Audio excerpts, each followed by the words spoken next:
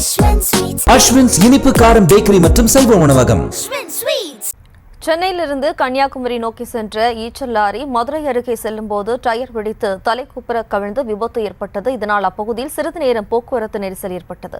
கூடுதல் விவரங்களோடு இணைகிறார் நமது செய்தியாளர் பாலமுருகன். வணக்கம் பாலமுருகன், விபத்து தொடர்பான முழு விவரம். நிச்சயமாக சென்னையில் உள்ள சாலக்ஸ் எக்ஸ்பிரஸ் பெயிண்ட் கம்பெனியிலிருந்து ஈச்சர் லாரி மூலமாக கன்னியாகுமரிக்கு 1.5 லட்சம் மதிப்புள்ள பெயிண்ட் டப்பா பொருட்களை ஏற்றி சென்று வரும் பொழுது மதுரை சுற்றுச்சாலை அமைந்துள்ள வேலம்மாள் மருத்துவமனை அருகே ஈச்சல் லாரி டயர் வெடித்து தலைக்குப்புறா கவிழ்ந்தது.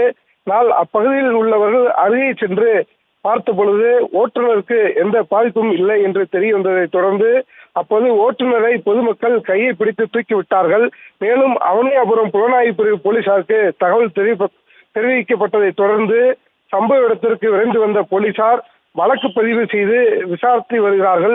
மேலும் இப்பகுதியில் 24 மணி நேரமும் வாகனங்கள் அணிவகுத்து வந்து கொண்டே இருக்கும். அப்போது எதிரே எந்த வாகனமும் வராததால் மிகப்பெரிய விபத்து தவிர்க்கப்பட்டது. ஆனால் அப்பகுதியில் 1 மணி நேரத்திற்கு மேலாக போக்குவரத்து பாதிப்பு ஏற்பட்டு வருகிறது. ஜெயஸ்ரீ, விவரங்களுக்கு நன்றி பாலமுருகன்.